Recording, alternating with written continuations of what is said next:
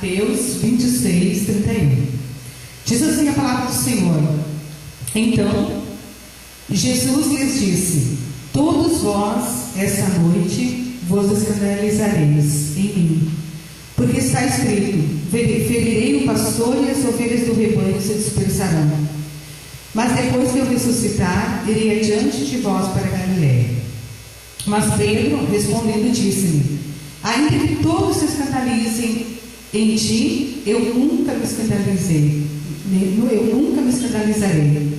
Disse-lhe Jesus: Em verdade te digo, nessa mesma noite, antes que o galo cante, 3 vezes me negarás. Disse-lhe Pedro: Ainda que seja mister morrer contigo, não te negarei. E todos os discípulos disseram o mesmo. Amém? Coloca a mão em cima da palavra do Senhor. Vamos estar orando a Deus. Pai, é a tua palavra, Senhor.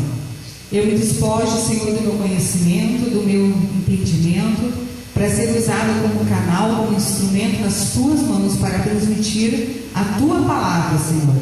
Por isso que o teu Espírito Santo vem estar nos convencendo, nos dando a sabedoria, o discernimento, a compreensão e o entendimento dela, Pai, para que possamos nos alimentar, nos fortalecer e sair daqui, Pai, renovados pela tua palavra, Senhor, em nome de Jesus. Amém. Amém? Pode assentar-se. Então, o título dessa mensagem é aviso. Aqui na Bíblia nós temos um subtítulo, e na minha diz: Pedro é avisado. Aqui, depois de andar com Jesus, Pedro e seus discípulos, de ver muitos milagres, de contemplar muitos milagres com Jesus, de ouvir parábolas, eles chegam aqui em Jerusalém então ali na mesa, para comemorar a Páscoa, uma ceia, uma festa. E como é bom quando nós estamos numa comemoração. E ali estavam os discípulos, junto com Jesus, comemorando a Páscoa, na última ceia, lugar de festa, de comemoração. E quando nós estamos num lugar assim, a gente não observa o que está por vir. E Jesus aqui, nesse meio de festa, de comemoração, ele dá um aviso para os discípulos. Ele chama a atenção, e os discípulos estavam tão envolvidos naquela comemoração, naquela festa, que não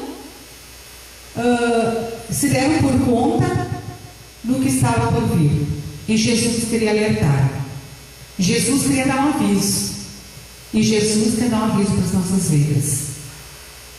Deus sempre avisa quando algo está para acontecer.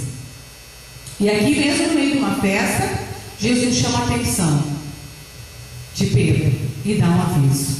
Chama a atenção também dos seus discípulos. E sempre Deus, ele usa situações para nos avisar. E nessa noite eles querem chamar a atenção para nos dar um aviso, para estarmos atentos. Coisas estão acontecendo. Então, quando Jesus chama a atenção e fala, Pedro, ele já quis dar uma resposta para Deus, para Jesus. Ele já quis até de uma maneira de tentar agradar Jesus, de falar para Jesus: não, calma, eu estou contigo, não abro. Ainda que todos se escandalizem, eu não vou me escandalizar de ti. E Pedro achava que estava pronto para morrer por Jesus. Quantas vezes nós achamos que estamos prontos, achamos que estamos fortes, achamos que podemos resistir? E aqui Pedro, ele achava que estava pronto. Ora, Pedro andou com Jesus, viu tantos milagres, viu tantas coisas acontecer, inclusive um milagre aconteceu na sua casa. Jesus curou a sua sogra. Jesus fez tantas coisas e Pedro estava sempre acompanhando, em jantares, com pessoas que cobravam impostos, e Jesus sempre fazendo milagres, sempre falando do amor, sempre. E Pedro sempre junto, sempre acompanhando. E Pedro achava que estava pronto para resistir até a morte.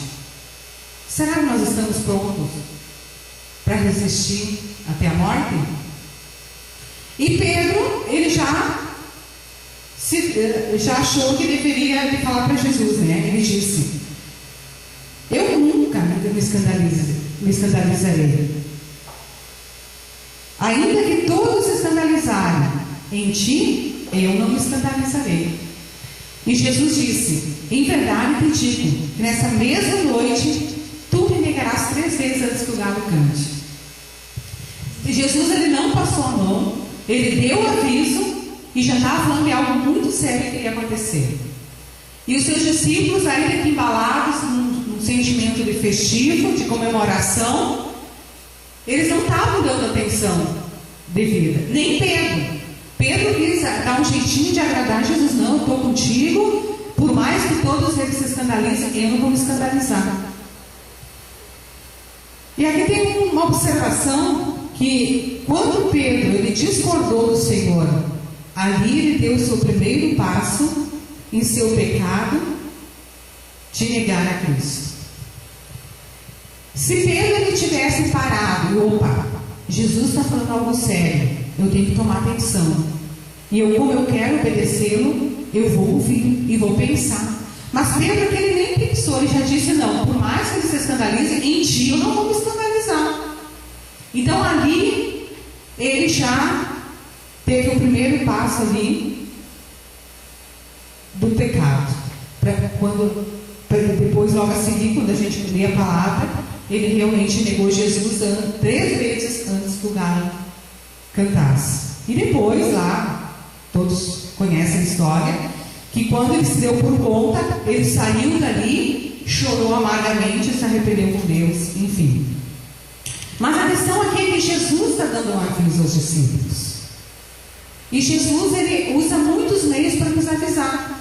A gente vê assim, quando o agricultor, ele está preparando, ele prepara lá o campo, ele prepara tudo. Hoje, com a tecnologia que tem, se vê pela internet, se vê projeções de quando a chuva virá, ou quando virá uma tempestade, assim.